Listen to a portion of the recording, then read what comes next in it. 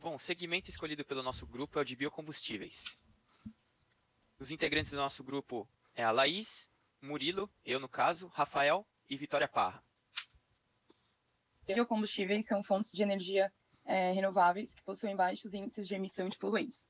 Hoje em dia, os principais tipos de biocombustíveis são o etanol e o biodiesel, que costumam ser utilizados tanto para a locomoção de veículos quanto para a geração de energia.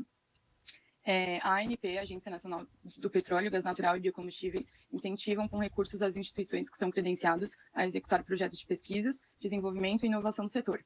Recentemente, foi determinada a redução da mistura do biodiesel no diesel, que foi de 13% para 10%, e essa redução impacta negativamente no PIB, o que gera desemprego e atinge a renda de milhares de famílias. Bom, para falar sobre os biocombustíveis, é importante falar sobre a Petrobras, a Raízen e a São Martinho. Ambas são empresas que trabalham com combustíveis, seja eles fósseis ou renováveis, e tomamos como base através de empresas que são listadas em bolsa de valores e acabam apresentando relatórios com resultados e informações importantes trimestralmente. A biomassa é o principal produto do setor de biocombustível, e dela é derivado o etanol, o biodiesel, o biogás, óleo vegetal e o bioéter. Nisso tem as suas matérias-primas, o milho, a soja, o girassol, a cana-de-açúcar e a mamona, que é dela que vem o biocombustível. Bom, falando um pouco da classificação das inovações no setor. Começando pelo tipo de inovação, nós temos um exemplo de processo produtivo, onde os cientistas da Universidade de Ohio desenvolveram um método para produzir biocombustíveis de uma forma mais barata, já que o processo tem um custo bem alto. E para isso eles passaram a utilizar plantas no processo, inserindo materiais como níquel e cobre, que são muito mais baratos do que os tradicionalmente usados, e com isso conseguiram inovar no processo de produção dos biocombustíveis, trazendo uma enorme redução de custo.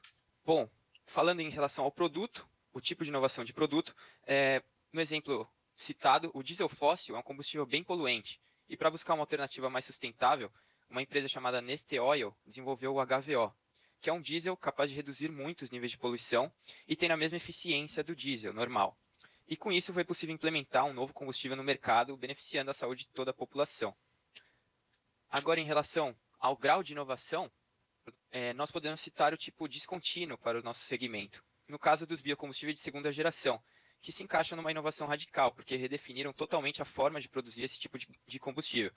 Porque para produzir o etanol de segunda geração, são utilizadas partes da cana que eram totalmente descartadas antes, chegando em um produto, com os mesmos usos que o etanol tradicional de primeira geração, e assim conseguiu aumentar muito a produção com a mesma quantidade de cana. E além disso, tem uma redução na emissão de carbono durante a produção, contribuindo para um ecossistema mais sustentável. Agora os aspectos da gestão da inovação do setor.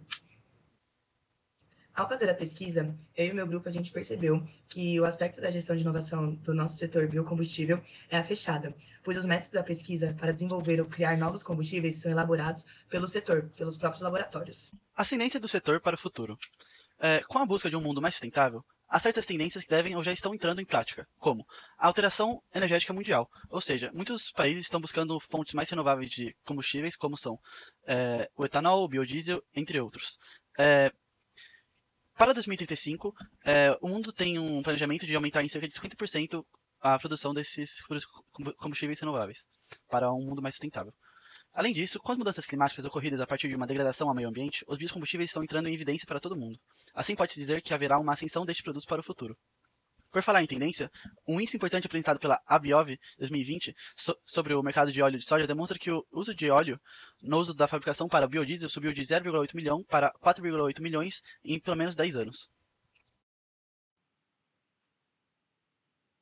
Bom, o programa RenovaBio é uma política de Estado com o objetivo de traçar uma estratégia conjunta para reconhecer o papel estratégico de todos os tipos de biocombustíveis na matriz energética brasileira, tanto para a segurança energética quanto a redução de emissões de gases causadores do efeito estufa. Seu objetivo é assegurar previsibilidade para o mercado de combustíveis, induzindo ganhos de eficiência energética e de redução de emissões de gases causadores do efeito estufa na produção, comercialização e uso de biocombustíveis. O programa estabelece metas individuais aplicadas a todos os distribuidores de combustíveis, de acordo com as respectivas participações de mercado na comercialização de combustíveis fósseis no ano anterior. E a expectativa é que o RenovaBio evite que mais de 600 milhões de toneladas de CO2 sejam lançadas na atmosfera nos próximos 10 anos. Bom, para a nossa entrevista, nós entrevistamos uma funcionária da empresa Raízen. E ela falou aspectos bem interessantes em relação à inovação, né, no setor, e mais específico para a empresa, né? É muito importante entender que para se manter competitivo no setor de biocombustíveis, é fundamental o foco na inovação, né?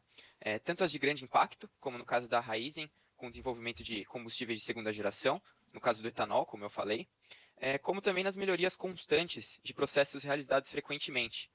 E, claro, mantendo-se sempre atento às mudanças e atualizações que ocorrem na sociedade, né?